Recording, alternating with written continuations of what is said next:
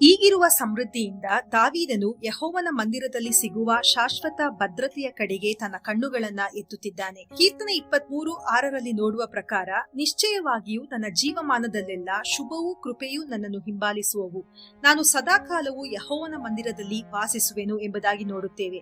ದಾವೀದನು ಈ ಕೀರ್ತನೆಯನ್ನ ಅನಿಶ್ಚಿತತೆಯೊಂದಿಗೆ ಅಲ್ಲ, ಬದಲಾಗಿ ಭರವಸೆಯೊಂದಿಗೆ ಕೊನೆಗೊಳಿಸುತ್ತಿದ್ದಾನೆ. ನಿಶ್ಚಯವಾಗಿಯೂ ಎಂಬಂತ ಪದವನ್ನ ಉಪಯೋಗಿಸುತ್ತಿದ್ದಾನೆ. ದೇವರ ಒಳ್ಳೆಯತನವು ನಮಗೆ ದಿನಾಲೂ ಒದಗಿಸುವಂತದಾಗಿದೆ, ಹಾಗೂ ಆತನ ಕರುಣೆಯು ನಿರಂತರಕ್ಕೂ ನಮ್ಮನ್ನು ಕ್ಷಮಿಸುವಂತದಾಗಿದೆ. ಇವೆರಡೂ ಸಹ ನಂಬಿಗಸ್ತ ಸ್ನೇಹಿತರಂತೆ ನಾವು ಹೋಗುವಲ್ಲೆಲ್ಲ ನಮ್ಮನ್ನು ಹಿಂಬಾಲಿಸುವಂತದಾಗಿದೆ. ಈ ವಾಗ್ದಾನವು ಕೇವಲ ಈ ಕಾಲಕ್ಕೆ ಮಾತ್ರ ಸೀಮಿತವಾಗಿರದೆ ಜೀವಮಾನದಲ್ಲೆಲ್ಲ ನಮ್ಮನ್ನು ಹಿಂಬಾಲಿಸುವಂತದಾಗಿದೆ. ಮತ್ತು ಈ ಜೀವನದ ನಂತರವೂ ಸಹ ಕುರುಬನು ನಮ್ಮನ್ನು ನಮ್ಮ ನಿತ್ಯ ಗೃಹಕ್ಕೆ, ಅಂದರೆ ಯೆಹೋವನ ಮಂದಿರದಲ್ಲಿ ಶಾಶ್ವತವಾಗಿ ವಾಸಿಸುವುದಕ್ಕೆ ನಮ್ಮನ್ನ ಕೊಂಡೊಯ್ಯುತ್ತಾನೆ.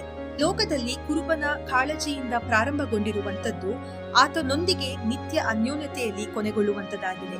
ನಾವು ಈ ಕೀರ್ತನೆಯನ್ನ ಮುಗಿಸುವಾಗ ನೆನಪಿನಲ್ಲಿಡಬೇಕಾದ ಸಂಗತಿ ಎಂದರೆ, ಕರ್ತನು ನಮಗೆ ಕುರುಬನಾಗಿರುವಾಗ ಈ ದಿನಕ್ಕೆ ಬೇಕಾದಂತ ಭರವಸೆ ಹಾಗೂ ಭವಿಷ್ಯತ್ತಿಗೆ ಬೇಕಾದಂತ ನಿರೀಕ್ಷೆ ನಮಗೆ ದೊರಕುವಂತದಾಗಿದೆ. ಆತನ ಒಳ್ಳೆಯತನ ನಮಗೆ ಒದಗಿಸುತ್ತದೆ, ಆತನ ಕರುಣೆ ನಮ್ಮನ್ನು ಕ್ಷಮಿಸುತ್ತದೆ, ಹಾಗೂ ಆತನ ಪ್ರಸನ್ನತೆಯಲ್ಲಿ ನಾವು ನಿತ್ಯತ್ವಕ್ಕೂ ವಾಸಿಸುವವರಾಗಿದ್ದೇವೆ. ಈ ಜೀವನದ ಪ್ರಯಾಣದಿಂದ ಕುರುಬನೊಂದಿಗೆ ನಿತ್ಯ ಅನ್ಯೋನ್ಯತೆಯಲ್ಲಿ ವಾಸಿಸುವ ಸ್ಥಳಕ್ಕೆ ಕೀರ್ತನೆ 23 ನಮ್ಮನ್ನ ಕೊಂಡೊಯ್ಯುವಂತದಾಗಿದೆ. ದೇವರು ನಿಮ್ಮನ್ನ ಆಶೀರ್ವದಿಸಲಿ.